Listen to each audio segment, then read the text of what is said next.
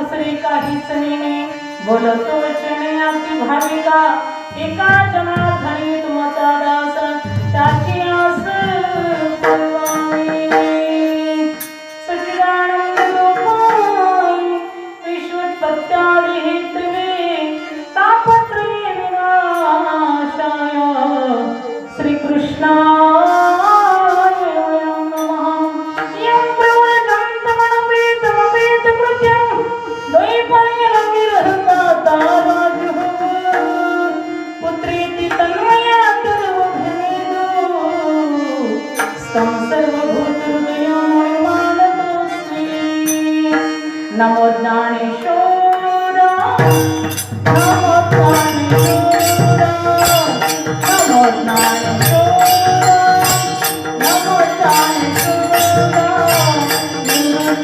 नमो ज्ञानेश्वर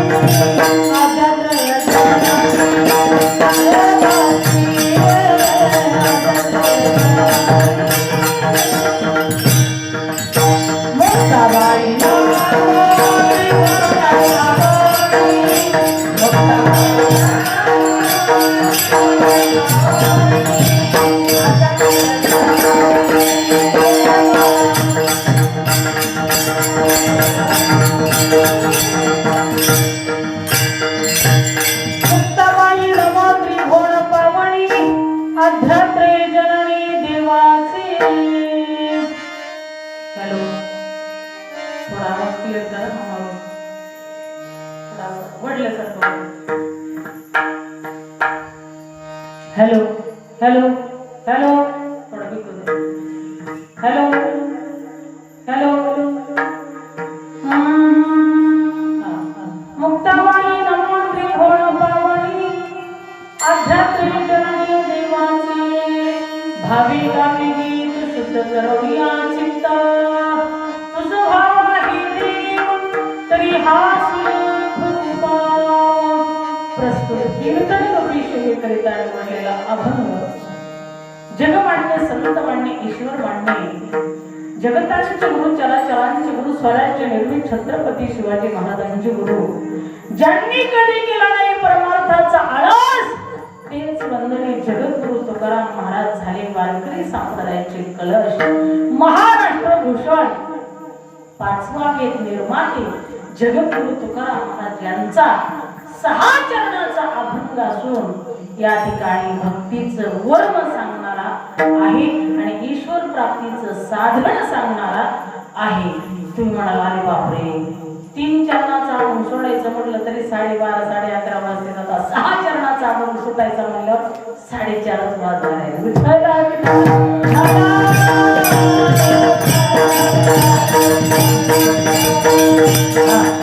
कृपया सगळ्यांनी विठ्ठल विठ्ठल म्हटल्याच्या नंतर सगळ्यांनी टाळी वाजवा। ऐकू येते सगळ्यांना आवाज येतोय ना इकडं मावशांनो काय मावशा आमच्या हलनाथी बोलनाथी डोलानाथी आहे का ते सुद्धा कळनाथी विठाला विठाला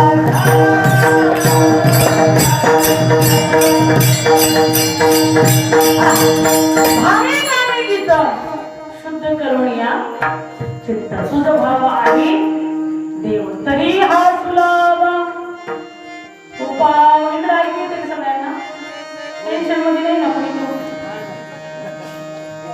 हा फ्रेश पैकी बसायचं टेन्शन फ्री आणि एवढेच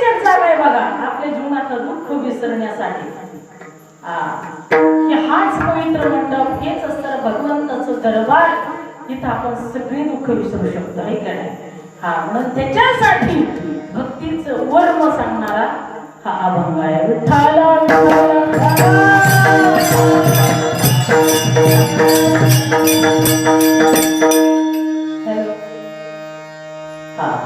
बोलताना मी कृपया करी जा आणि म्हणताना थोडा वाढ घ्यायचा. विठ्ठला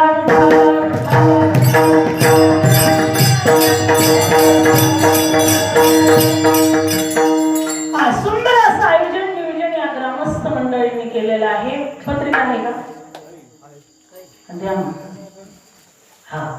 सुंदर अशा पद्धतीचं आयोजन नियोजन या चोरवाडीकरांनी, कार्यकर्ते मंडळींनी सुंदर असं केलेलं आहे. धर्माचे पालन करणे, पाखंड खंडने हेची आम्हा करणे काम, बीज वाढवावे नाम. खरोखरच या ठिकाणी 28 वर्ष झालं हा धर्म टिकवण्याचं कार्य फक्त वारकऱ्यांनीच करावं, माळकऱ्यांनीच करावं आणि हे तुमच्या गावामध्ये चालू आहे. आमच्या सरनिष्ठा ज्यांच्यावरती आहे ते संत कैकाडी बाबा महाराज, सीताराम बाबा महाराज उंडेगावकर यांच्या कृपा आशीर्वादानं या ठिकाणी चाललेला हा दिव्यमय अखंड हरिनाम सप्ताह, ज्ञानेश्वरी पारायण सोहळा, कृष्ण जन्म सोहळा आणि सुंदर अशा पद्धतीनं सालाबाद नियमाप्रमाणे होणारा हा दिव्यमय अखंड हरिनाम सप्ताह सुंदर असं तुम्ही आयोजन नियोजन केलेलं आहे. या ठिकाणी मदंग महर्षी महावीर महाराज घोले महाराज या ठिकाणी सुंदर असा मदंग वाजवतात, त्यांनाही मनापासून धन्यवाद. तसेच बबन कुमटकर तीनच ते आले आहेत का? कारण जे नाही त्यांचं नाव आलं म्हणाला दुःख वाटतं, जे आहे ते त्यांचं नाव आलं म्हणजे बरोबर. ठीक आहे, बबन कुमटकर हे सुद्धा उपस्थित आहेत, ऐकून आनंद वाटला. नितीन कुमटकर हे सुद्धा आहेत. मंडप डेकोरेशन छान असे डेकोरेशन आहे, छान असा आवाज आम्हाला द्या आणि देतात, आहे का नाही? मैत्री मंडप छान असा मंडप आहे, त्यांना धन्यवाद. या ठिकाणी गायनाचार्य महाराज म्हणजे सुग्रीव महाराज कुमटकर, रामदास कुमटकर, देवीदास गोरे, बाळू मांडे, शिवराम खोटे, जालिंदर वाळुंजकर, कशाला घ्यायला आणि आमच्या बरोबर आलेले उपस्थित आमच्या ज्ञानेश्वरी दिदी कुमारिका कीर्तनकार आहेत, वैष्णवी दिदी कुमारिका कीर्तनकार आहेत, सुंदर भजन गातात त्या मुली, छान असं गातात. आमचे पूज्य पिताश्री आप्पा हे सुद्धा बरोबर आलेले आहेत. आमच्या बरोबर नानांच्या कोंडा मावशी आलेले आहेत, आमच्या रतन मावशी विनेकरी ह्या सुद्धा आलेल्या आहेत. आणि उपस्थित इथले सगळे कार्यकर्ते मंडळी, सगळे सहयोग मंडळी, आयोजक मंडळी, आमचे पेटी मास्तर काका याच्यात होतं का नाव तुमचं? होतं ना?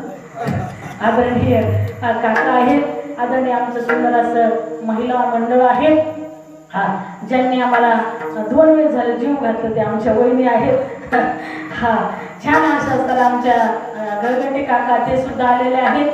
सर्वांना मनापासून धन्यवाद. इथले सगळे कार्यकर्ते मंडळी, सहयोग नियोजक, आयोजक मंडळी, सर्वांची नावं मला काही श्रुत नाही, सगळ्यांच्या चरणी नमन करते आणि कीर्तनाला सुरुवात करते. करायची का कीर्तनाला सुरुवात? तुमचं काय नाव आहे? खोटे. खोटे का? जालिंदर काका खोटे, नाव खोटे पण ते खरे बर का. छान असे ग्रामस्थ मंडळीसाठी, कार्यकर्त्यासाठी, सहयोग नियोजक मंडळीसाठी जोरदार टाळ्या झाल्या पाहिजेत. या ठिकाणी हरिभक्तपरायण आदरणीय महावीर महाराज घुले यांनी आम्हाला फोन केला, फोनवरती तारीख घेतली, त्यांचे कार्यकर्ते त्यांचे सहकारी मिळून या ठिकाणी कार्यक्रमाचं नियोजन आम्हाला सांगितलं. आजच्या दिवशीची तारीख आमची या ठिकाणी नियोजित घेतली. काकांचं काय नाव? शिवराम महाराज खोटे, ते सुद्धा खरे पण आडनाव खोटे. तिथं सुद्धा कीर्तनाला होते बरमपूर मध्ये. दादा तुमचं काय नाव? झुंबर काका, त्यांनाही धन्यवाद. आमचे गायनाचार्य, तुमचं काय नाव? रामदास महाराज खोटे, सगळे खोटे. आदरणीय दादा तुमचं जरा मोठे खाल्ले का लागते मोठे बोला काय लागलं साहेब कुमारकर, धन्यवाद तुम्हाला दादा. युवराज दादा ते उपस्थित आहे. दादा पांडुरंग झांबरे हे सुद्धा उपस्थित आहे. दादा तुमचं? विजय कुमार, तुमचं? महेश दादा घुमटकर ही उपस्थित आहे. समजा सोलेकर घुमटकर ही उपस्थित आहे. दादा तुमचं काय नाव? साहेबराव घुमटकर ही उपस्थित आहे. तुमचं हा डबल अंकुश ही उपस्थित आहे. दादा तुमचं ज्ञानदेव तागडवा. धन्यवाद. आमचे असणारे छोटे दोन मुलं ते उपस्थित आहेत. सुंदर अशी सिस्टीम लावणारे परम आदरणीय आमचे असणारे गोरे बापू हे उपस्थित आहेत. सगळ्यांची नाव झाली ना? कोणाचं राहिलं?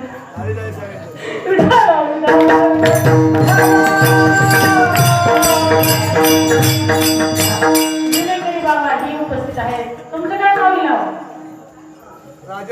राजेंद्र घुमटकर ही उपस्थित आहेत. सगळे आचार्य प्रचारी कार्यकर्ते संयुक्त मंडळी नियोजक मंडळी देणगी देणारे पंक्ती देणारे सर्व सेवा करणारे सर्वांच्या चरणी नतमस्तक हो. आणि कीर्तनाला सुरुवात ना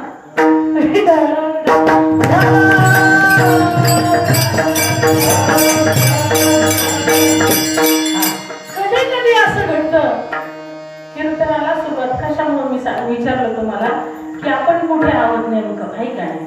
कधी कधी असं घडतं एकदा साताऱ्याला माझी रामकथा होती तिथं कीर्तन होतं काल्याचं आणि काल्याचे कीर्तनाला म्हणजे नेते मंडळी 100% येतात. कशासाठी? सगळ्यांना आशीर्वाद त्यांना घ्यावा लागतो गावाचा. हा आल्याच्या नंतर कीर्तन वगैरे झालं म्हटले सगळ्यांनी टाळ्या दिल्या. वा वा वा म्हटले माईसाहेबांसाठी जोरदार टाळ्या झाल्या पाहिजे. ते म्हणत होते तुम्ही नका. हा मग मी म्हटलं छान आहे. काय केलं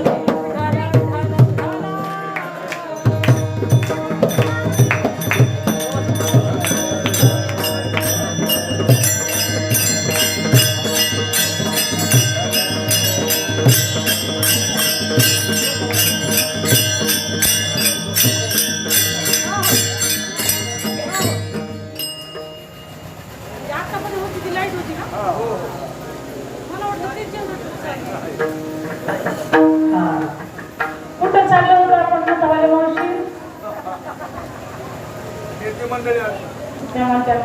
तुम्ही पाकिट घेऊन जाताना मला विचारा ते नेते मंडळी त्या ठिकाणी आले. म्हटलं छान असं कीर्तन झालं, छान अशी कथा झाली आणि सुंदर असं या ठिकाणी माईसाहेबांनी कार्यक्रम केला म्हणून मी मनापासून त्यांना भावपूर्ण श्रद्धांजली म्हटलं साहेब मी जिवंत आहे. भावपूर्ण श्रद्धांजली मेल्यावर असते आधी नसते. विठाला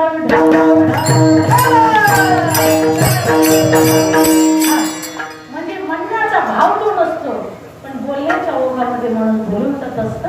म्हणून या ठिकाणी म्हणून तुम्हाला म्हटलं तुम्ही जागेवर आहे का आता कीर्तनाला सुरुवात करू. कधी कधी असं वाटतं शेवटच्या वेळेला पण आपण बोलतो ना एवढं बोलून कार्यक्रम तसं सुरुवात होत आहे. म्हणून भावी गावी गीत शुद्ध करून या चित्ता. महाराज सांगतात भक्तीचं वर्म आपल्याला सांगतात दादा.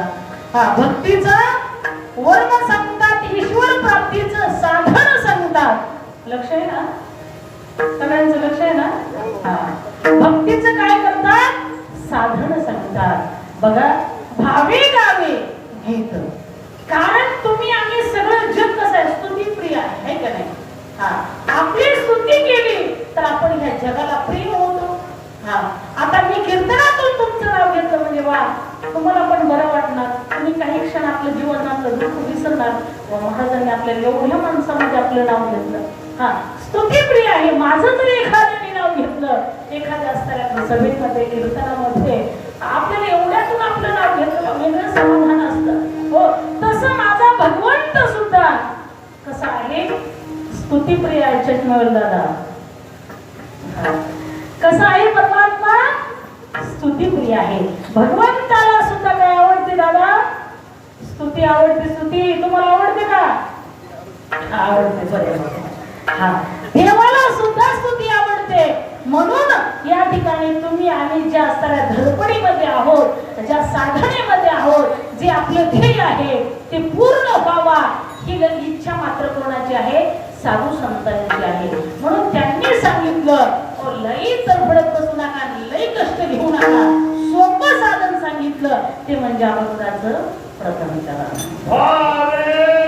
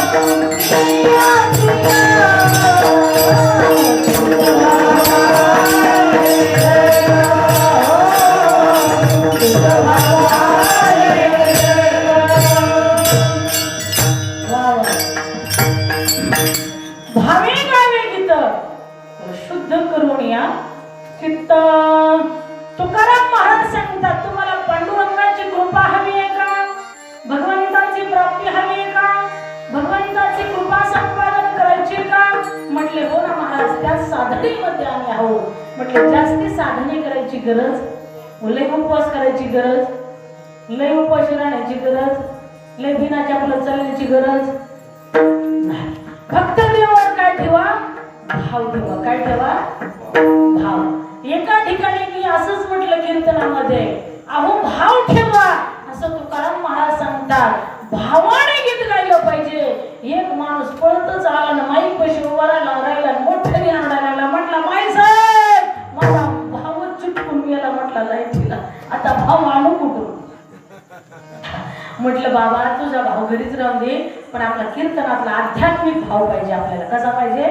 आध्यात्मिक शास्त्रीय दृष्टी भाव पाहिजे, जेणेकरून आपला परमात्मा आपल्यावरती कृपा करील. याच्यासाठी भावाची गरज आहे. कशाची गरज आहे? भावाची गरज आहे. सख्या भावाची नाही, चुलत भावाची नाही, मावस भावाची नाही. कोणत्या भावाची? जो मिराजीने भाव परमात्म्याला दिला त्या भावाची गरज आहे. जो सुदामजीने भाव भगवंताला समर्पित केला तो भाव चाहिए. म्हणून महाराज सांगतात, भावी गावी गीत विठ्ठला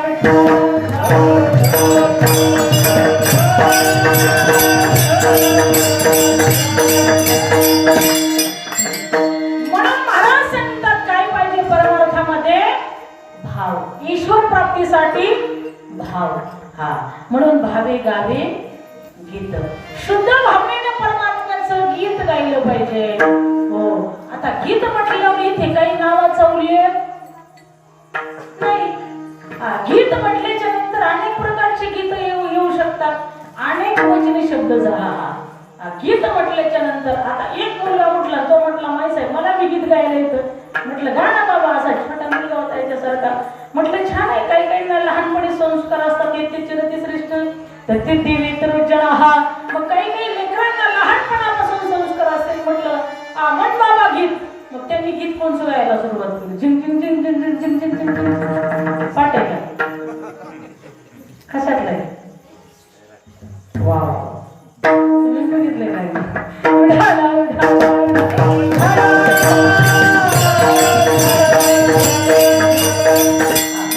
महाराज सांगतात, ते गीत गायल्याच्या नंतर देवाची प्राप्ती होईल का? ते गीत गायल्याच्या नंतर आपला भाव शुद्ध होईल का? भावे गावे गीत. मग गीत अनेक प्रकारचे येतात. तमाशातले सुद्धा गीत येतात, भावगीत सुद्धा येतात. मग आपल्याला भावगीताची गरज आहे का? तमाशातल्या गीताची गरज आहे का? पिक्चर मधल्या गीताची गरज आहे का? मावशी पाठ आहे का तुमच्या? नाही. सैराट मधल्या गीताची गरज आहे का? ह्या गीताने काहीही होणार नाही. तुकाराम महाराज सांगतात, गासी तरी एक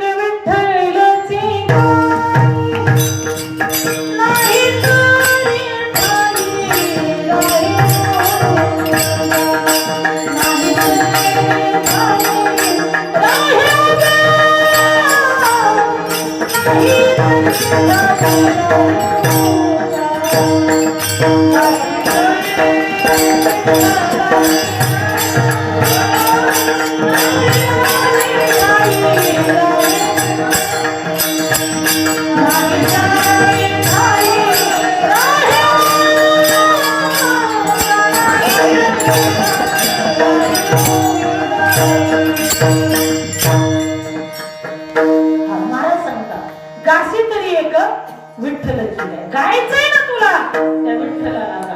कुणाचं नाव घेऊ नको. कुणाचंही नाव घेतलं तरी तुझ्या संकट काळी कुणी सुद्धा येणार नाही. फक्त सरळ त्या विठ्ठलाचं नाव घे. गासी तरी एक विठ्ठलाची गाई, नाही तरी ठाई राही. उगा उगीरा काही काही म्हाताऱ्या बाया म्हणतात ना नातू सांभाळताना उगी उगी उगी उगी म्हणतात ना मावशांना. नातू आहेत का तुम्हाला? लग्न झाले का सगळ्यांची? काय माय प्रश्न विचारता म्हणावं. हा म्हणून त्या ठिकाणी आज्या काय म्हणत असतात उगी उगी उगी उगी उगी. तसं महाराज सांगतात तुला गायचं नाही ना विठ्ठलाला तर उगी राहा उगी राहा म्हणजे गपचूप राहा. गपचूप व्हायच, जास्ती बडबड करू नको. अनंत वाचाळ बरती बरं त्या केचाळ मागे हरी. व्यर्थ बडबड करू नका. युक्त आहार विहार नेम इंद्रियासी सार नसावी वाचर निद्रा बहु भाषण. हा महाराज सांगतात आपण जीवनामध्ये आहार ही प्रमाणात करा, निद्रा ही प्रमाणात करा, विहार सुद्धा प्रमाणात करा. विहार म्हणजे फिरणे. युक्त आहार विहार नेम इंद्रियासी सार नसावी वाचर निद्रा बहु भाषण. झोप किती असावी? काही माणसं गाडी चालवताना झोपत आहेत. एकदा एक मी ड्रायव्हर नंतर महाराज तुमची आमची ओळखच नव्हती. आता आमचे पोरं चांगले चालत येत. पण आता यांची लग्न झाली तुम्हाला मला सांगितलं यांना मावशीला लग्न झाले की पोरं मात्र त्याला मिळून भेटत नाही माईसाहेबाकडे यायला. हा परंतु त्या ठिकाणी गाडी चालवत असताना 1.5 किलोमीटर ते मला मी डोळ झाकून चालवली माईसाहेब गाडी. म्हणलं हे बाबा आम्हाला खाली उतरवली. विठाला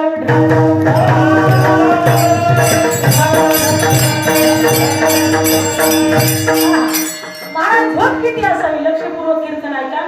मी वेळेतच कीर्तन संपवणार आहे फक्त 12:30 पर्यंत. तीच वेळ आहे तुमची.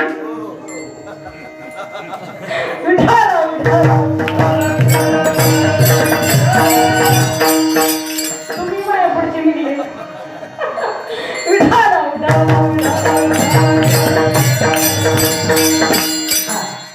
कुठे चालला विषय आपला? झोपेचा आहे का? युक्त आहार विहार इंद्रियासी सार नसावी वाचर निद्रा बहुभाषण. झोप किती असावी? धोंड्याचा महिना होता का यंदा? जेवायला गेलो का सासरवाडीला? गेलो. अंगठी घातली का? हा सासरवाडीला जेवायला गेलं कोण? जावं. मग आता जरा व्यापी होता माणूस. भरपूर कामं होती. गावचं कारभार बघायचा. जायला महाराज संध्याकाळ झाली. ते वाट बघून सासूबाई म्हणली माय किती जावाय बापू उशीर केला हो. नाकाचा मोती ठेवी घाण राखी जावयाचा. सासूबाईची सकाळ धरून उरपड धरपड हे करू का ते करू हे करू ते करू अख्खं गोळा करायचं सगळं करायचं. काय आवडतं जावई बापूला काय नाही. त्या ठिकाणी बाई सगळं सुंदर असा स्वयंपाक केला. दिवस मावळा नेमकंच अशीच लाईट गेली. आज कशी गेली तशीच. मग खंदील होते पूर्वीचे होते ना ते खंदील लावलं आणि तिथं ताट केले. जावई आणि सासरे संगत जेवायला बसले. आपण जावई बापू त्याला रात्रीचा असा दिवस मावळा की झोप लागायची. गगते काकाची जेवताना सुद्धा डुकला लागला त्यांना. 1 पोळी खाल्ली 2 पोळी खाल्ल्या 3 पोळ्या खाल्ल्या. हा 4थी पोळी वाढायच्या आधी डुकला लागला का टोपीच खाली पडली. टोपी खाली पडले होते. अर्ध झोपीताना अर्ध जाग उडीते टोपीला आणि झोपीतच म्हणते बरळते काय सासूबाईंनी पोळ्या केल्या तो तुटता फुटाना. सासूबाई पोळी घेऊन आली. सासूबाई म्हणते जावाई बापू पोळीला का वडीता? टोपीला का वडीता? पोळी देते की. तो म्हणतो सासूबाई टोपी का? मला वाटलं पोळीच आहे. हा युक्त आहार नेम इंद्रियासी सार नसावी वासर निद्रा बहु भाषण. निद्रा सुद्धा असावी पण प्रमाणात असावी. भाषण सुद्धा प्रमाणात असावं. आम्ही कीर्तनाला गेलो का बाबा की लगे लोक म्हणतात महाराज आमची सुद्धा पोरगी तिकडे दिलेली बरं का. कोण आहे काय? आता माझं तर काही लक्ष नसतं. ते जवळचं गणपताचा सुद्धा मी कधी विचार करीत नाही. हा ते आता इकडे इतके आमचा म्हणून विचार करावा. आपलाच अभ्यास आपल्याला पडला. 18 पुराण 4 वेद गीता वाचायची, रामायण वाचायचे, भागवत वाचायचे, कीर्तन सांगायचे. दररोज कीर्तन आहे. दररोज वेगवेगळा विषय आला पाहिजे. कारण आपल्याकडे 2-4 माणसं असतात ना दररोज तेच सांगितलं ते म्हणते नको यांच्यावर कीर्तनात जायला. दररोज काहीतरी चिंतन करायचं नाही. यांच्या कुठं नात्याचं बघत. मग त्यांनी म्हणायचं आमच्या नातीच्या भावाच्या सुनाच्या सासूची पोरीची पोरगी तिथं दिलेली आहे. बाई मला काय सुरी करायची का काय तुझं तूच पाहिजे. हा सगळ्याला क्लिअर आवाज येतो का? येतोय का? मला जरा असं ही वाटतंय, मला थोडा क्लिअर करा. विठाला विठाला विठाला विठाला.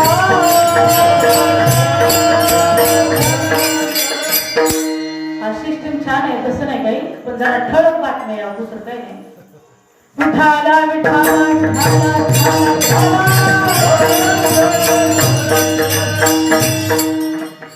चला, माझ्याकडे वेळ फार कमी आहे म्हणून महाराज सांगतात झोप कमी असावी, निद्रा कमी असावी. बहुभाषण भाषण माणसाचं बोलणं सुद्धा कसं असावा?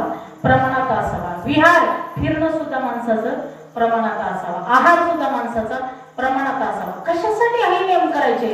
तर महाराज सांगतात हे तुम्ही जर नियम आटोक्यात आणले तरच तुम्हाला परमार्थ साध्य होणार, नाहीतर होणार नाही. श्रीमद भागवत कथेमध्ये सुद्धा शुक्राचार्याने राजा परीक्षितीला सांगितलं, हा जितासनो जितश्वासो जितसंगो जितेंद्रिया.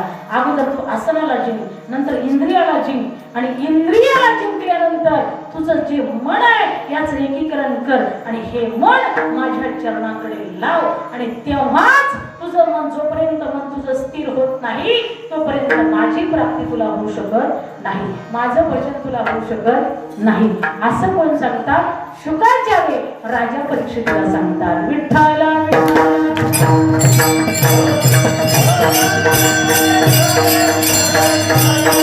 हो चला, भावी गावी गीत शुद्ध करून या चित्त. महाराज सांगतात गीत गाताना भावनेनं गा. भाव चाहिए, भगवान को क्या चाहिए? भाव चाहिए. म्हणून महाराज सांगतात मीराजी भजन गात होत्या. पायोजी महिने राम रतन धन पायो, पायोजी महिने राम रतन धन पायो, पायोजी महिने राम रतन धन पायो, पायोजी महिने राम रतन धन पायो. हरिचरण कोई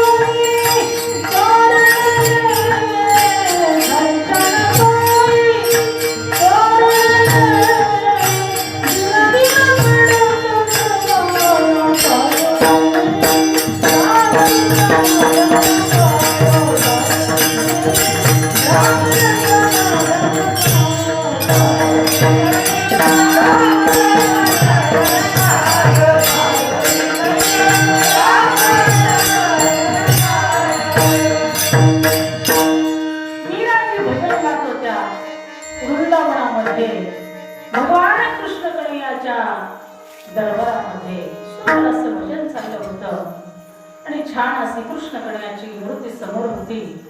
गळ्यामध्ये वीणा होता, हातामध्ये चिपळ्या होत्या, आणि सुंदर भजन गात होत्या. पायोजी महिने राम रतन धन पायो, पायोजी महिने राम रतन धन पायो.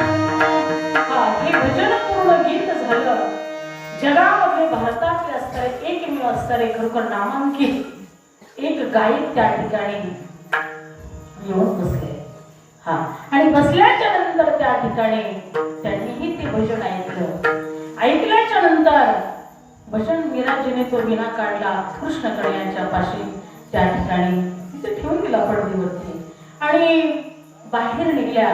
त्यावेळेस असणारे तानसिंग नावाचा जो गायक येऊन बसला होता, ती मीराजीकडे हसून म्हटले, वाह क्या बात है मीराजी, तुमने बहुत अच्छा भजन गाया है, बहुत अच्छा भजन गाया है. गाते जाना गाते जाना गाते जाना, लेकिन थोड़ा सा राग से गाते जाना.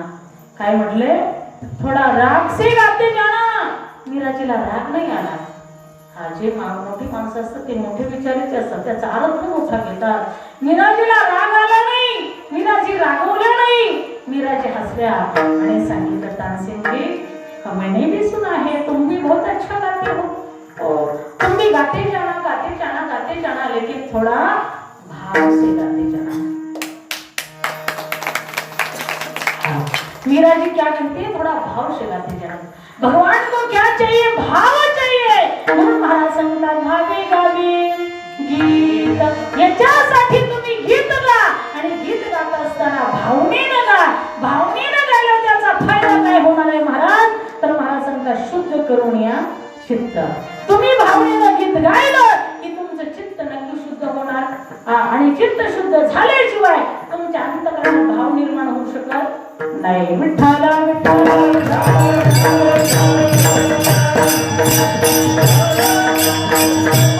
भगवंताला काय पाहिजे? भाव पाहिजे. पण आपल्याला जो भाव पाहिजे तो भावच आपल्याकडे राहिला नाही. हा एक दिवस बचत गटाच्या अध्यक्षाकडे आल्या. हा आणि त्या ठिकाणी नवऱ्याला उठवलं. म्हटलं हो उठा उठा उठा उठा उठा झोपेतून हे जरा आळशी होतो, उठायला जरा उशीर करायचं. म्हटलं उठा. तो म्हटलं अरे आज काय नेमकं कशाला मला उठवती, काय गडबड करते ती? म्हटली नाही मला बचत गटाची मीटिंग आहे तिकडे जायचंय, जरा तुम्ही लवकर उठा आणि देवपूजा करा. काय म्हटली? तो म्हटलं मला ज्याचा कंटाळा तेच बरं माझ्या पुढं आणून ठेवलं. हा त्याला एवढा कंटाळा. काय म्हणतात ना ते आहे ना घरच्या घेणं घेतलं रान तिथं भेटला काहीतरी विठाला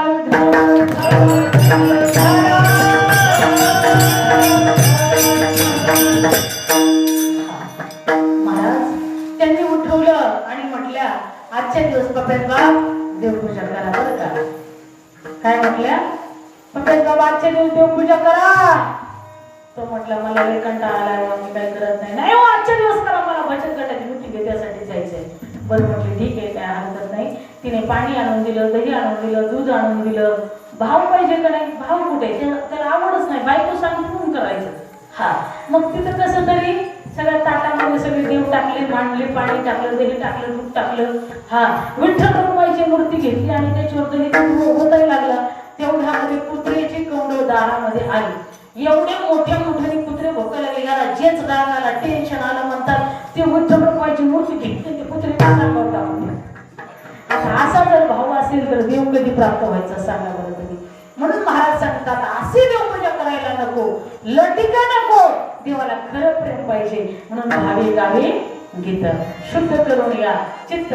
चित्ताची शुद्धता कधी होते? तुम्ही भावनेनं गीत गायल्याच्या नंतर. चला म्हणून महाराज सांगतात ही भक्तीचं साधन आहे. भावनेनंच का गायचं? तर देवाला आवडतं. देवाचं नाव घेतलेलं देवाला आवडतं आणि ते भावनेने घेतलेलं आवडतं. बरं देवाला आवडत नाही तर नाही आवडत का घ्यायचं? देवाची कृपा संपादन करायची आपल्याला, त्यामुळे देवाचं नाव घ्यायचं. म्हणून हे भक्तीचं वर्म आहे बघा. वर्म जर कळलं तर कुठलंही काम सोपं जातं करायला. काय काय हा कीर्तन करायला कीर्तनाचं वर्म कळलं तर कीर्तन करायला सोपं जातं. नाही तर काका काही काहींचे गाथा पाठ आहे, ज्ञानेश्वरी पाठ आहे, सगळं पाठ आहे, पण इथं उभा राहिलं की ते सगळं विसरून जातं. हा त्याला सुद्धा कृपा लागते. हो म्हणून महाराज सांगतात वर्म कळलं पाहिजे. हे का नाही? कुठलेही कलाकार असू दे, एखाद्या बाई सुगरण असेल पण तिला जर वर्म कळलं तर ती मिनिटात स्वयंपाक करते, अर्ध्या तासात स्वयंपाक करते. थांबा 4 वाजता आलेत ना, ती अर्ध्या तासात स्वयंपाक करते. टेन्शन घेऊ नका. कारण का ज्यावेळेस असणारे आमच्या द्रौपदी ज्यावेळेस असणारे पांडव आणि द्रौपदी कामेक वनामध्ये होते त्यावेळेस असणारे गुण गेले आपले दुर्वास मुनी आणि 60,000 शिष्यासहित अरण्यामध्ये गेले होते. का गेले होते? तर दुर्योधनाची मागणी होती की तुम्ही मध्यरात्री त्या ठिकाणी पांडवाच्या कक्षामध्ये भोजन मागायला गेलं पाहिजे. कशासाठी? हो त्यांचं असतं त्या ठिकाणी रात्रीच्या वेळेला त्यांच्या ज्याला तुम्हाला जीव घालणं होणार नाही. तुम्हाला जीव न घातल्यामुळे तुम्ही क्रोधित माणसं आहात, क्रोधित महात्मा आहात. तुमचा शाप त्यांना मिळाला की जर ते जाऊन खात होतील त्यांची इष्टी आम्हाला भेटेल. कशासाठी? लोभ. कशाचा? धनाचा. आता दृष्टांत जन्म घेतात बघा. फार आठवतं आता काय सांगतो. हा चला हे पूर्ण करून सांगते तुम्हाला. पापाचा बाप कोण आहे? लोभ. हा पापाचा बाप कोण आहे? लोभ. आता हे तुम्ही म्हणा आम्ही बरेच शास्त्र महाराज लोक वाटायला लागले जास्ती काय एवढं सांगत बसू नका. पटापटा रासण्या हा आहे का नाही? विठाला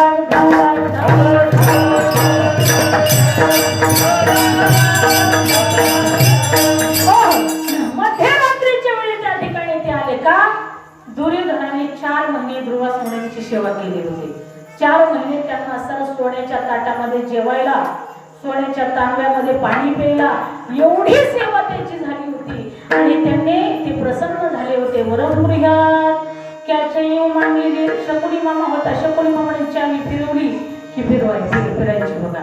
हा दुर्योधनाने शकुनी मामाकडे बघितलं. मामा हा क्या मागना चाहिए? आता ह्याला काही कळतच नव्हतं. हा, तो म्हटला ठीक आहे, अरे काय मागायचं तुला सांगू का? मध्यरात्रीच्या वेळी पांडवाच्या काम्यक वनामध्ये कक्षामध्ये इच्छा भोजन माग, इच्छा भोजन मागायला जावा तुम्ही 60,000 ऋषी म्हणून. तो म्हटला ठीक आहे, तसंच मागितलं. सगळी गेल्याच्या नंतर त्या ठिकाणी धर्मराजाला आनंद वाटला. आपल्या घरी ऋषी मुनी आलेले आहेत. व दसरा दिवाळी तुझी अमासन सखी हरिजन भेटत दिलं. आई पदारी बैठे तर विधी प्रणिपातीन परिप्रश्ने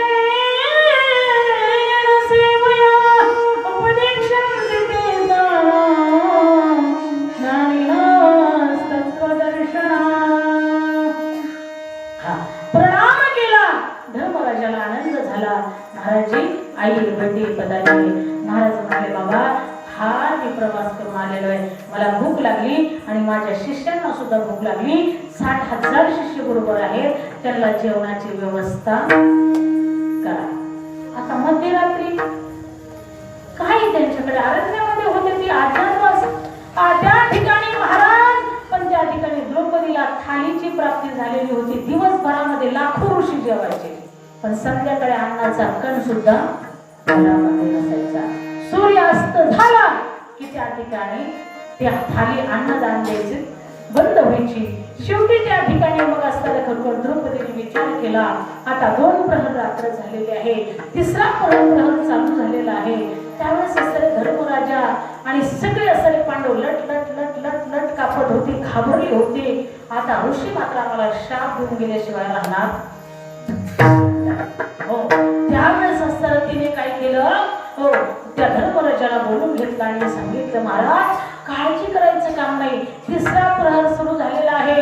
आता अन्नदानाची काही चिंता करू नका, मी सगळं काही करते. परमात्म्याचा असताना तिने धावा चालू केला. तुम्ही एक काम करा म्हटले, या ऋषी मुनींना सगळ्यांना आंघोळ्या घालून आणा गंगेवरून. त्यावेळेस असताना त्यांनी सगळ्या ऋषी मुनींना गंगेवरती नेलं आणि आंघोळ्या घालून त्या ठिकाणी आणि परमात्म्याचा धावा केला. कुठे गुंतलासी द्वारकेच्या वेळकास खयाला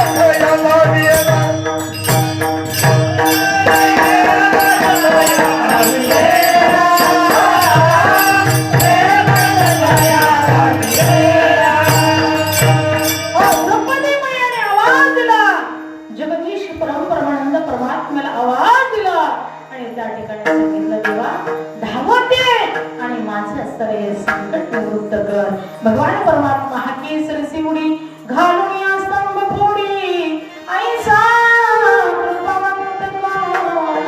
माझ्या विठाई वाचे. भगवान परमात्मा धावत आले आणि सांगितलं द्रौपदी मी जेवायला बसलो होतो ग, माझ्या रुक्मिणीने मला जेवायला घातलं होतं ग, पण तुला घास घालायचा तुझा आवाज आला, पहिलं मला खायला दे नंतर काम सांग. त्या ठिकाणी द्रौपदी रडायला लागली. तेव्हा दुष्काळ 13 महिना धोंडाच्या महिना आला तसं म्हटले माझ्या घरी अन्नच नाही, अन्न पाळण्यासाठी तर मी तुम्हाला आवाज दिला, कारण माझ्या घरी 60,000 अतिथी आलेले आहेत. हो त्यांनी उपाशी जाऊ नये म्हणून तुला तेव्हा आवाज दिला. पण द्रौपदी मी तसं देत नाही ग, काहीतरी घेतो आणि नंतर देतो. Oh,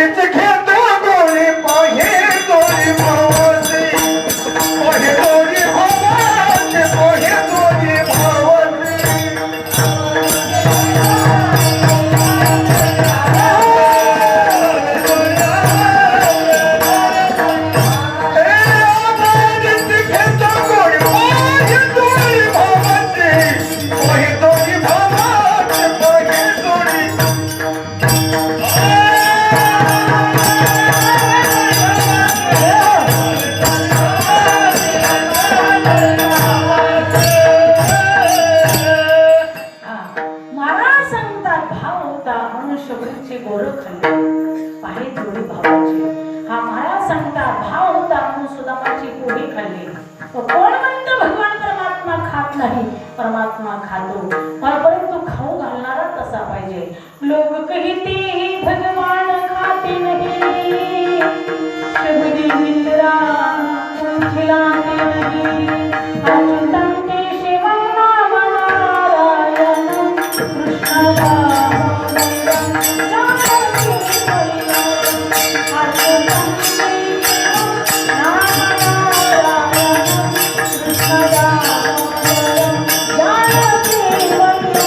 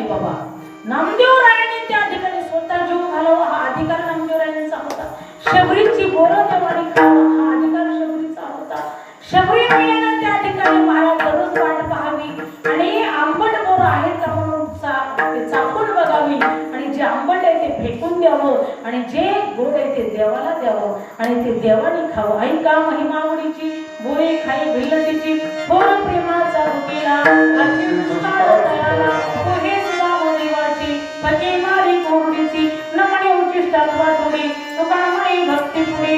हो म्हणून महाराज सांगतात भाव आणि भक्ती चाहिए म्हणून भावी भावी गीत. म्हणून महाराज सांगतात भक्तीचं वर्म आपल्याला कळलं पाहिजे.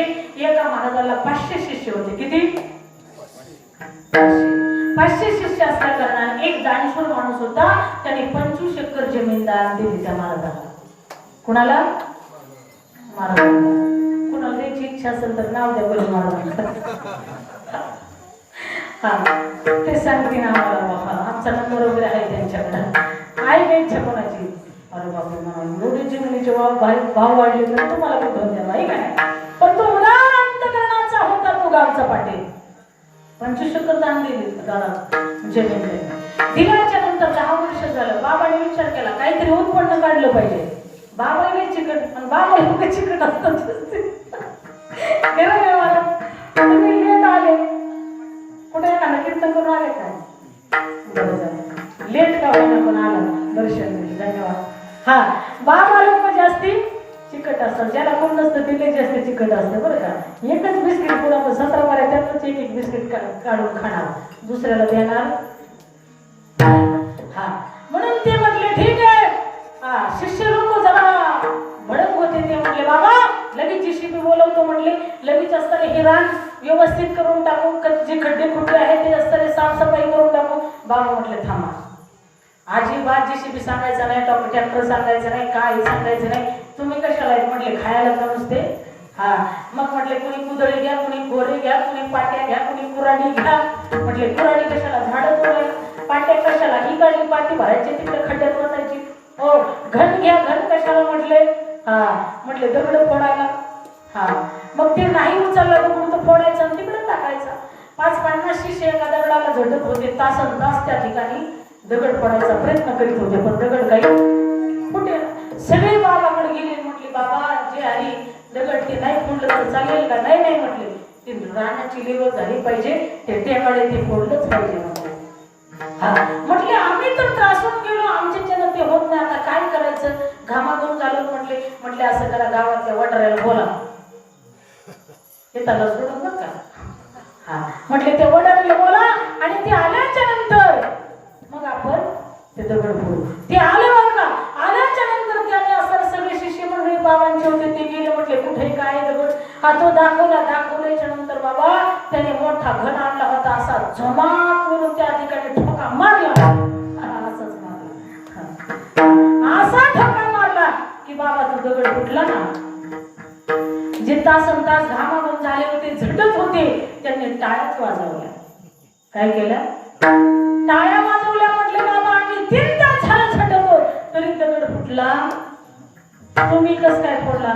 ते म्हणले ठोका टाकताना वर्मावरच पडला पाहिजे तरच कठीण काम सुद्धा सोपं जातं. तसं आपल्याला कुठल्याही कार्यातलं वर्मच कळलं पाहिजे तर ती कठीण काम असलं तरी सोपं जातं. तसं तुम्हाला परमात्म्याची प्राप्ती करून घ्यायची ना याच्यातलं वर्म मी तुम्हाला सांगतो ते म्हणजे भावे गावे गीत. विठ्ठला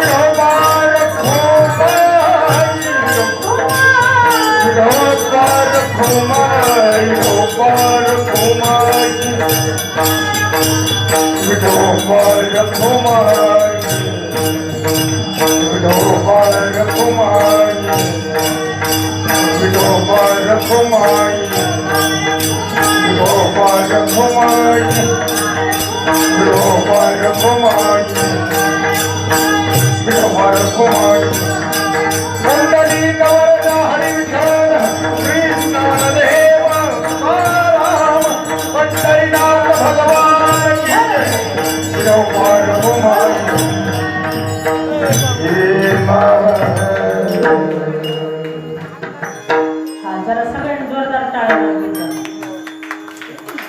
आता भजन म्हणत करताना हा भावी गावी गीत शुद्ध करोनिया चित्त. महाराज सांगता शुद्ध चित्ताने भगवंताचं गीत गा. मग काय होईल तुझं बाबा आहे ते तरी हा सुलभ उपाव सोपा उपाव आहे साधा आहे सरळ आहे. अनेका ठिकाणी गुणदोष म्हणा आणि दुसऱ्याचे गुणदोष मनामध्ये आणायचे नाही. कुणाची निंदा करायची नाही. निंदा जरी केली तर त्याचं पाप आपल्या डोक्यावरती बसल्याशिवाय राहत नाही. म्हणून निंदा चुकू नये कुणी कुणाची करायची नाही. पण माणसाला लई सोड वेळ काढून माणूस कुणाचं नाही कुणाचं उचाकल्याशिवाय राहणार उचाकली केल्याशिवाय राहणार. तसं कधी करायचं नाही. एक थोडक्यात मी तुम्हाला दृष्टांत सांगते. माझ्याकडे वेळ फार कमी 15च मिनिटं राहिलेले आहे. बघा एक महाराज होते, एक संत होते. हा, आणि ते तीर्थाटन करत होते. तीर्थयात्रा करत असताना फिरत एका गावामध्ये गेले. त्या गावामध्ये ग्रस्त असा होता की त्या ग्रस्ताचा नेम होता कुणीतरी अतिथी जीव घातल्याशिवाय जेवण करायचं नाही. एक दिवस त्याला काय अतिथीच भेटला नाही. रात्रीचे 10 वाजले. मग म्हटलं चला आता मंदिरामध्ये जातो, एखादा अतिथी असला तर पाहतो. नेमकंच 10 वाजता मंदिरामध्ये गेला. उपवासच होता. तिथे गेल्याच्या नंतर तो महात्मा होता. त्या महात्म्याच्या चरण धरले, विनंती केली. म्हटले महात्मा चला, म्हटले मी सकाळपासून उपवास, मला कोणीच अतिथी भेटला नाही. तुम्ही जोपर्यंत कोणीतरी अतिथी भेटल्याशिवाय मी जेवण करू शकणार नाही, तुम्ही चला. हो, विनंती केली. अतिथी म्हटले मी कोणाच्या घरचं खात नाही, आणि खाल्लं तरी जे सोहळ्यात अन्न केलेलं आहे तयार तेच खातो. म्हटले महाराज मी सोहळं घालून अन्न तयार करतो, पण चला ठीक आहे, पण म्हटले काही माझे कडक नियम आहे. म्हटले कुठले? मी देवाला नैवेद्य दाखवल्याशिवाय खात नाही, आणि जो मी देवाला नैवेद्य दाखवतो तेवढाच मी नैवेद्य ग्रहण करतो, असा माझा नियम आहे. पण ह्याच्यात काही व्यत्यय आला तर तुला मात्र त्याचा दोष लागेल. म्हटले काहीच हरकत नाही, मी कुठल्याच पद्धतीचा व्यत्यय येऊ देणार नाही. ठीक आहे, महाराजांना विनंती केली. महाराजांनी ऐकलं. महाराज त्यांच्या घरी गेले. त्यांनी स्वतः सोहळ्यामध्ये स्वयंपाक केला. देवाला नैवेद्य दाखवला. ब्रह्मार्पणम ब्रह्माविरे ब्रह्मांड ब्रह्मयुतम ब्रह्मविरे ब्रह्मकर्म समाधीराहा. त्या ठिकाणी पाणी फिरवलं. लोक म्हणतात महाराज पाणी का फिरवतात? म्हणलं मग काय सांगावं त्यांना? काही लय आडमोठे आम्हाला घडते लोक, लय अवघड आहे. हा, काय लयच आडमोठे असते तो. हो, काय सांगावं तुम्हाला? हा, चला मला दृष्टांत आठवलं म्हणून सांगते तुम्हाला. एक माणूस होता कुठं अनुरुग्ण. ती म्हणे ना पूर्वीची अशी काही कुठं अनुरुग्ण आम्हाला भेटत. कुठं अनुरुग्ण, हा, चांगली 1.25 लाखाची. ह्या मणीचा सुद्धा माणसाने तपास लावला पाहिजे बरं का. हा, कुठं अनुरुग्ण का काही माणूस होता. हा, एक विद्वान महात्मा होता, आणि विद्वान महात्मा तीर्थयात्रा करत चालले असताना त्या ठिकाणी एवढा विद्वान होता तो, कुणाची कसले प्रश्न असू त्याची उत्तर द्यायचा. ते ग्रंथात विचारले तरी द्यायचा. कुठला कसलाही प्रश्न सांगा त्याचं उत्तर द्यायचा म्हणजे द्यायचा. असं करता पण प्रत्येक गावामध्ये गेलं की त्याला काही लोक प्रश्न करायचे. कशाचा प्रश्न? त्याचा एक नियम होता, हातात खंजीर घ्यायचा आणि चालायचं दिवसा. मग आता दिवसा विचारणार ना कोणी, ए बाबा तुला काही दिसत नाही का खंजीर घेऊन चालला? तो म्हटलं अजिबात मला बोलायचं नाही. मी ज्यावेळेस मी हरण मला तुमच्या प्रश्नाचं उत्तर देता येणार नाही. जगातला कुठलाही माणूस असू द्या, जोपर्यंत मी हरत नाही तोपर्यंत हा माझा नियम सुटत. मग महाराज चाललेला असताना असा प्रश्न करत असताना एक माणूस शेतकरी होता, आणि तो जरा त्याच्यापेक्षा मोठाच होता. म्हटलं ह्या महाराजाला नीटच करतो. आता आम्हाला नीट करणार भेटत काय सांगा. ते महाराज धावत पळत गेलं, आणि आवडतं रुग्ण असतं का? रुग्ण असते की तुमच्याकडे आहे ना? ते रुग्णच काढून आणलं काका. हो, आणलं, आणि आणल्याच्या नंतर त्या महाराजा पुढे असं उभं राहिलं, आणि उभं राहिलं असं रुग्ण जाम लागलं म्हणतात. आणि मला महाराज सांगा कुठे हलू. आता महाराजांनी डोक्यालाच हात लावला. मला डोक्याला हात म्हणावं, म्हणजे सांगितलं या प्रश्नाचं उत्तर दे. मी कुठं हानी हे याचं उत्तर दे. महाराज म्हटलं डोक्याला हानी म्हणावं हे पाठीला हानी, आणि पाठीला म्हणावं डोक्याला हानी, पायाला म्हणावं तर हाताला हानी, आणि हाताला म्हणावं तर पायाला. याचं उत्तर आहे का कोणाकडे? आहे का कोणाकडे? हा, तेव्हापासून मन पडले पेटी मास्तर महाराज कुठं हाणू कुठं हाणू. अशा पद्धतीने महाराज काही माणसं भेटतात कुठं हाणू. एका मुलाने प्रश्न केला. आम्ही कीर्तनाला गेल्याच्या नंतर मला महाराज मी एका कधी उभं राहतो. मला काय माहिती मला एवढं करत नाही, मग कशाला कीर्तन करतात असे मी काय म्हणलं. हे बाबा आम्हाला 10-5 रुपये मिळते तर देवाचं भजन होतं म्हणून करतो. नाही मग कशाला कीर्तन करतात इतकं कळत नाही. म्हटलं तू सांग. ते मला चेटी घालतात.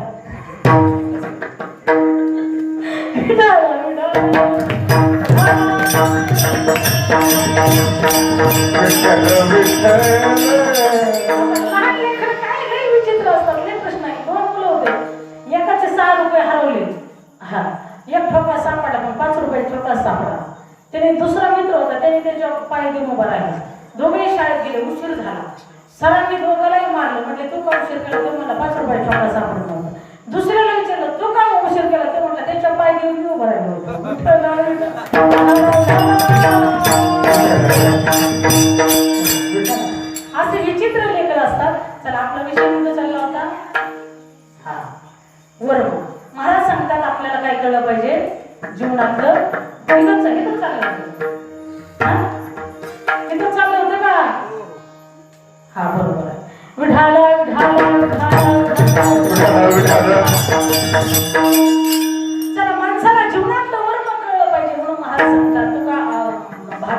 गीत शुद्ध करुणा चित्त तुझं भाव आहे देव तरी हा सुलभ हो अनेकाची काणी गुणदोष मनानं आणि इथं चालवता इथं चष्म्यावले बाबा हो हा तो महात्मा त्या ठिकाणी खरोखर महाराज हा तो त्याचा नेम होता का त्याने साधूला जीव घातलं आणि जीव घातल्याच्या नंतर त्याच्यात एक उंदराची लिंडी पडली बाबा आणि उंदराची लिंडी पडल्यामुळे त्या बाबानं ते लिंडी सहित खाल्लं ऐकताय ना महिला मंडळ ओ मला मी झोप आली बरं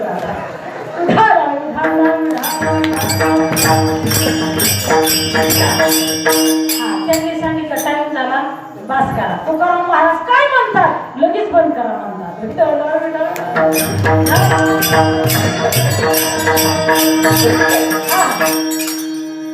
उंदराची लेंडी पडली सगळ्या नैवेद्य समर्पित केला आणि तो खाल्ल्याच्या नंतर शाप दिला तो निपुत्री खुशी त्या महाराजांनी त्या अतिथीने सांगितलं बाबा मला असा शाप देऊ नका सांगितलं तू देवदोषच तसा केलेला आहे माझ्या देवाला नैवेद्य लेंडीचा दाखवल्यामुळं मलाही तो खावा लागला अशा पद्धतीने याच्या मोबदल्या तुला निपुत्री खुशी म्हटले हे दोष नष्ट करण्यासाठी काय करू म्हटले एक पर्याय व्यवस्था आहे काय गावातल्या दोन गणिका बोलव आणि रथामध्ये बस त्या वेश्या म्हणून दुईकडे बसव त्यांना आणि बसवल्याच्या नंतर मग लोक निंदेचा पाऊस पाडतील आणि निंदेचा पाऊस पडला की तुझे दोष सगळे वायाला त्यांच्या माथ्यावर जातील मग ते असताना रथात बसून मंदिरापर्यंत गेलं तिथे एक साधूचं मंदिर होतं त्याची बायको खरकट पाणी टाकायला बाहेर आली त्यावेळेस तिने बघितलं धावत पडत असताना घरात गेली ओ महाराज चला बघा बघा बघा बघा तो सज्जन माणूस वेश्यांना घेऊन येतो म्हटले हो रथामध्ये बसवलेले आहेत म्हटले हो त्यावेळेस तो आला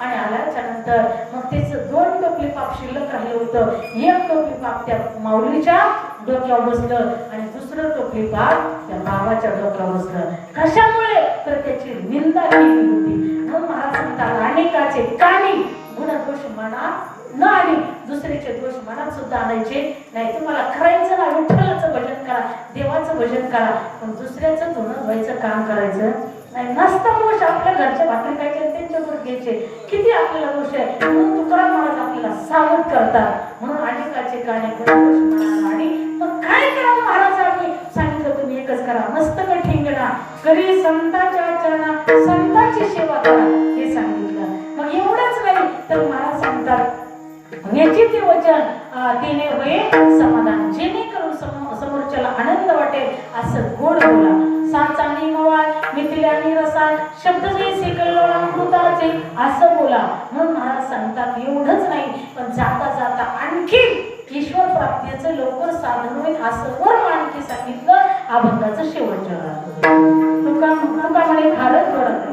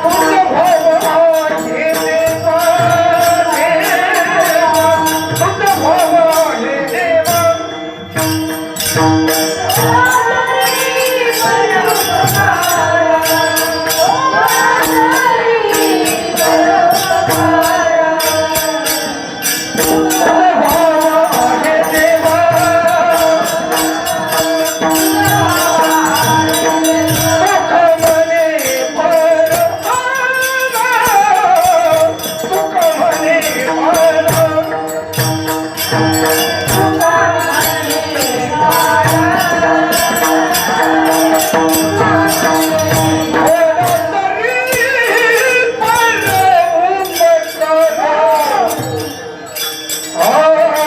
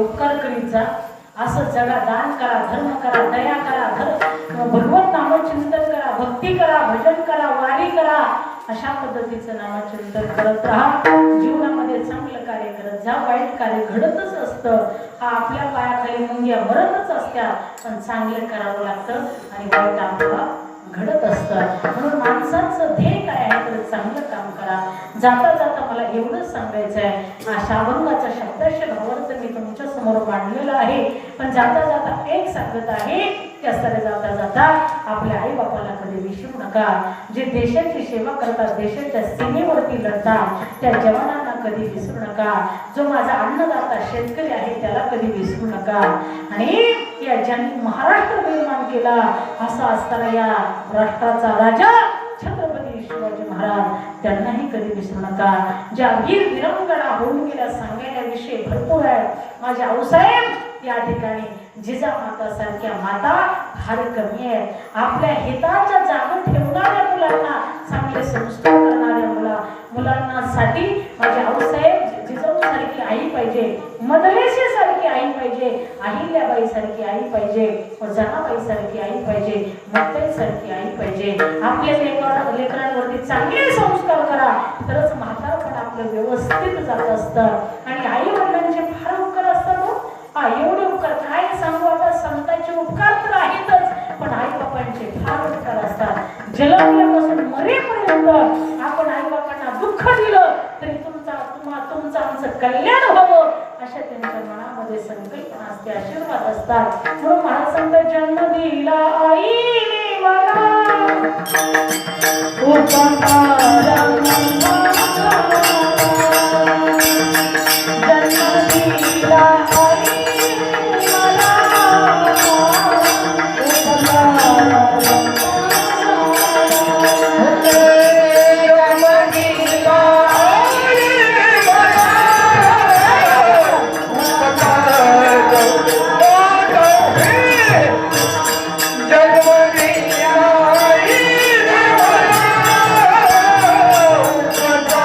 Thank you.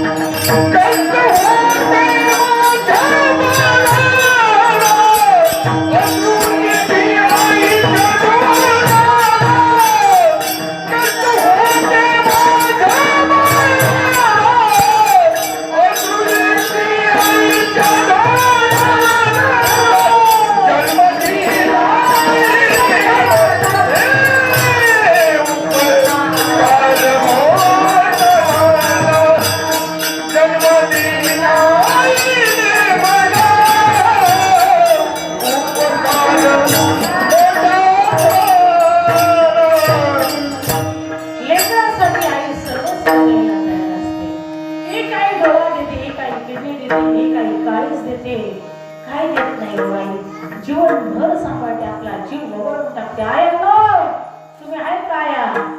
असं फ्रेश बसा की जरा, चेहरे फ्रेश दिसले पाहिजे, गुलाबाच्या फुलासारखे. असं रात्री इतके फ्रेश होते ना, असं वाटलं कीर्तन संपू नये. आमच्या मावशाला कीर्तन म्हणताय का तुम्हाला? जरा मावशी असं काय असला तुम्ही असं फ्रेश बसा, मांडी का कीर्तन संपत आले आता.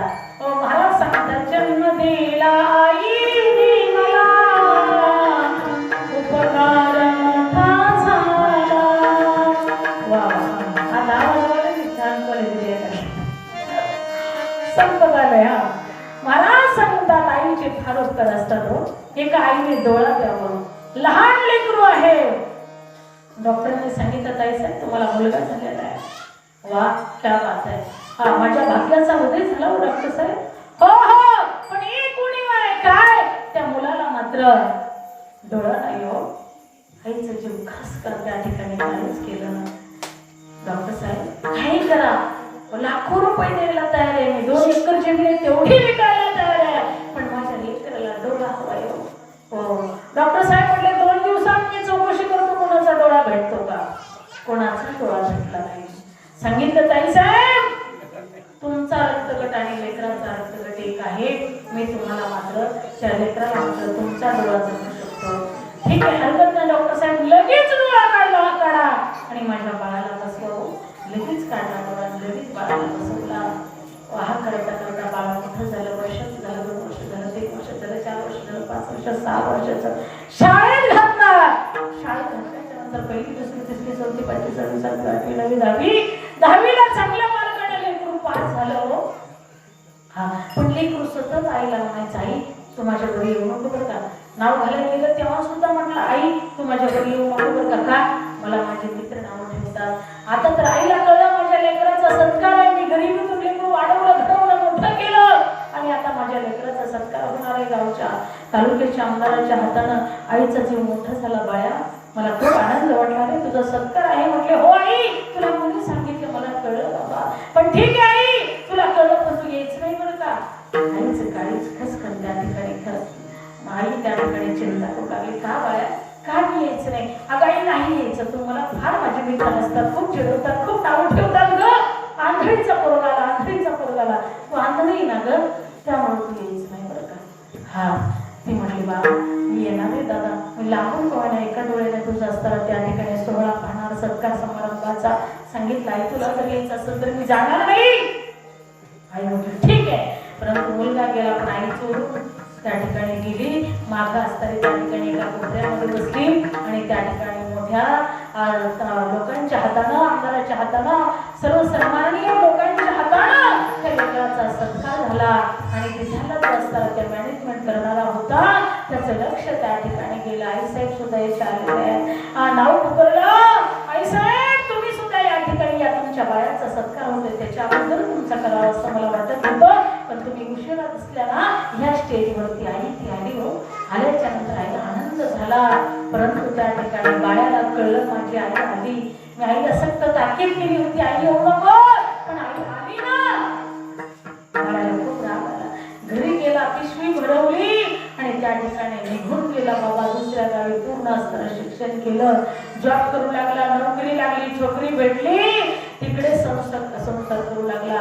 आई वर्षानुवर्ष वाट पाहत होती माझं लेकरू येईल, माझं पाडस येईल, माझा पिता येईल, माझा दादा येईल, माझं लेकरू येईल.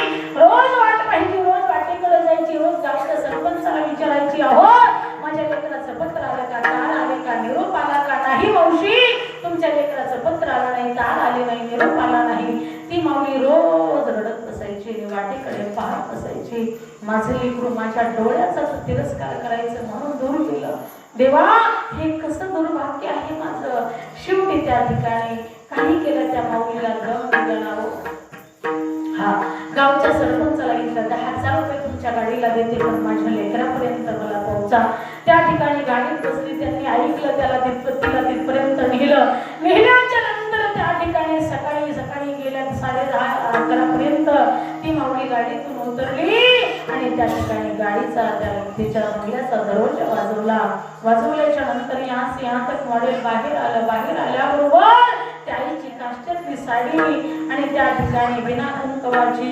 बिचारी असते तिचे पती लवकरच वारलेले होते त्यावेळेस सुनबाईनं काय सांगावं त्यावेळेस ती म्हटली आजी एवढ्या लवकर आमच्या घरचा स्वयंपाक होत नाही इतक्या लवकर तुम्ही मागायला आलात ना रात्रीचं काही शिळ नाही तुम्ही जाण 12 वाजता परत या ती माऊली हसली तिला वाईट नाही वाटलं ती म्हटली अगं असं काय म्हणते तुझा जो नवरा आहे ना त्या साहेबाची मी आई ग असं म्हणू नको हो तिने नवऱ्याला आवाज दिला अहो बघा ही म्हातारी काय म्हणते हो ही तुमची आई का हो महाराज त्याला लाज वाटली त्याला वाटलं आपला असणारा द्रौपदी नवीन जमान्यातलं मॉडेल आहे शिकलेला आहे आता हिच्या देखत जर आपली ही आई म्हणावं तर त्याला अपमान वाटायला लागला तो म्हटला ग ही माझी आई नाही तुम्ही घरदार चुकला मावशी मी तुमचा लेक नाही त्या मावशीने गरकन तोंड फिरवलं आणि आपला पदर डोळ्याला लावला अंधकरण भरून आलं धाय माय मुकरून रडू लागली आणि गाडी जाऊन बसली जीच तिच्या डोळ्यातून पाणी वाहत होतं महाराज मरेपर्यंत पाणी त्या ठिकाणी तिच्या डोळ्यातलं संपलं नाही एक दिवस असा आला की आई ती आजारी पडली 4 दिवसानं ती जाणार आहे बाबा हा महाराज सांगतात आणि त्या ठिकाणी ती लेकराची आठवण करत अंतरुणामध्ये पडलेली होती बाबा आणि अशा अवस्थेमध्ये हो महाराज त्या ठिकाणी तिला वाटायचं माझं लेकरू असतरी उद्या तरी कुणीतरी सांगेल हा परंतु लेकरू एक दिवस नाही आलं 1 मिनिटही नाही आलं 1 सेकंदही नाही आलं शेवटी ती असली गतप्राण झाली हो गतप्राण झाली एक गतवाण आणि वर्तन ते तद्धा हो आणि त्या ठिकाणी मैबा तो आईच्या 10व्याला आला नाही 13व्याला आला नाही वर्षालाच आला पण ती आई वाट पाहून मरण पावली मी तुझ्यासाठी जीवन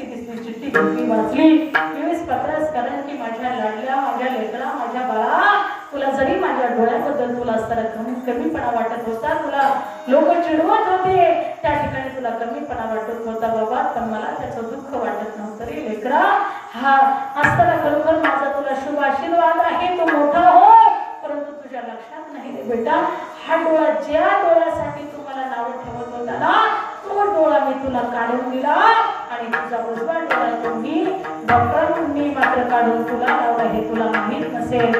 त्याच डोळ्यामुळे तू शिक्षण शिकला, मोठा झाला, मोठा ऑफिसर झाला, मोठा साहेब झाला, हे लक्षात नसेल, तुझ्या तुला माहीत नसेल, म्हणून तुला कळावे. आपली आई असं पत्र त्या ठिकाणी त्यांनी वाचलं, त्याच्या पायाखालची जमीन सरकली, भरा अंतकरण भरून आलं. कंठी प्रेम दाटी नैनी मिरलोटी हृदय प्रगती रामरूप. महाराज अंतकरण भरून आलं, रडू लागल्या, दोन्ही डोळ्यातून घळघळ घळघळ अश्रू वाहू लागल्या. पण नाविलाज आता वेळ निघून गेली होती. मोठ्याने रडत होता, आई मला माफ कर आई, मी क्षणोक्षणी तुझा असा अपमान केला आई, मला माफ कराई, मला माफ कराई. आता माफी मागत होता, पण माफी द्यायला आई शिल्लक राहिली नव्हती. तर मला सांगायचं आहे, जाता जाता आपल्या आई बापाला विसरू नका, आपल्या बापाला सुद्धा विसरू नका. मला कसं होत बापाला कोणचं बघता, मला कसं होत बापाला कोणचं बघता,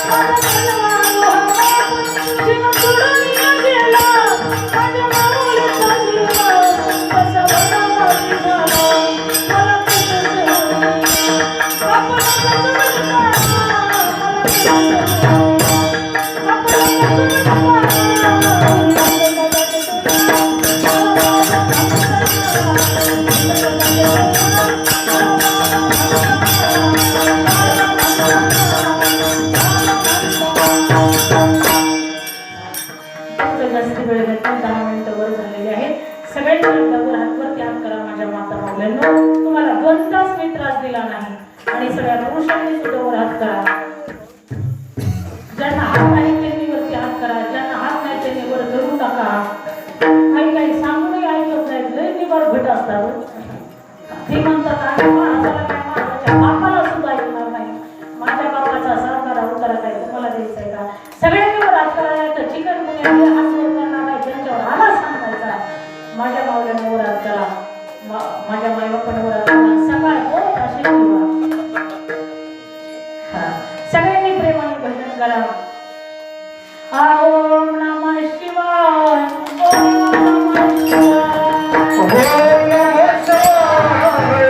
नमः शिवाय, ओम नमः शिवाय, ओम नमः शिवाय, ओम नमः शिवाय, ओम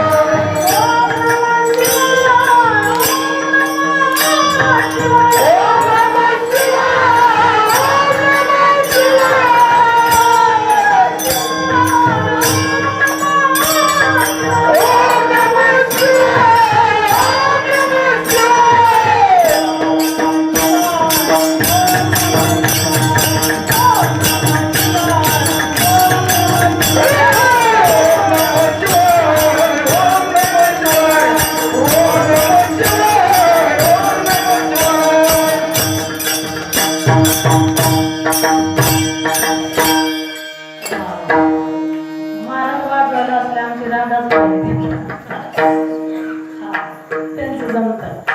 सुंदर असा मृदंगाची साथ देणारे आमचे हरिभक्त गोले महाराज, सुंदर अशी गायनाची साथ देणारे आमचे देवदास महाराज, आदरणीय भाऊ, सर्व टाळकरी मंडळी, आमचे या दिदी, वैष्णव दिदी, ज्ञानेश्वर दिदी, पेटी मास्तर काका, या सर्व गुणवान मंडळींसाठी एकदा जोरदार टाळ्या. खूप अशा पद्धतीने छान असं नियोजन आहे, छान असं आयोजन आहे. सर्वांसाठी धन्यवाद. मनापासून जेवढे तुम्हाला धन्यवाद अशा पद्धतीने द्यावा तेवढे कमीच आहे. सगळे प्रसन्न चेहऱ्याने बसले, कोणी झोपलं नाही, काय नाही, आळस दिलं नाही. फक्त एका मावशीने मला इशारा केला, जाता जाता. सुंदर असं त्यांचं गाडी आहे. अशाच तरी महाराज बोले आमच्याबरोबर कीर्तन वाजवायला असतात, गाडी चालवायला असतात. आमचे गणपती काका हे अशा पद्धतीने कीर्तन घेत जातात. मावशीला घेऊन आला बरं झालं, मावशी खूप लांब बसलाय. हा धन्यवाद. सर्वांचे चरणी नतमस्तक होते आणि या ठिकाणी कीर्तनाला पूर्ण विराम देते. जयचा काळा जय की मानवा कवच झालं वाट पाहतो. जय विठ्ठल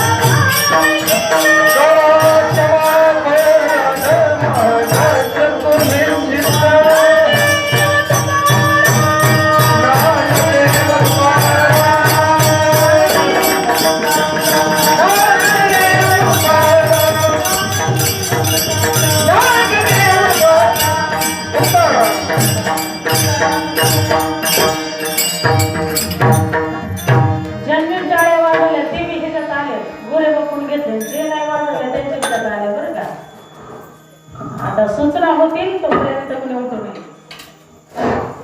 आज 4थ्या दिवसाची कीर्तनाची सेवा कांताबाई महाराज सोनटक्के यांनी अत्यंत सुंदर आणि आपण कधीही न ऐकलेले 6 चरणाच्या अभंगावर अत्यंत सुंदर असं कीर्तन केलं. त्यांनी या सेवा केल्याबद्दल आपल्या गावकऱ्यांच्या वतीने त्यांचे या ठिकाणी हार्दिक असं स्वागत करतो, त्यांना धन्यवाद देतो. आणि आजची त्यांची कीर्तनाची सेवा अत्यंत सुंदर झाली असं या ठिकाणी त्यांना धन्यवाद देतो. उद्याचे कार्यक्रम उद्या 5 वाजता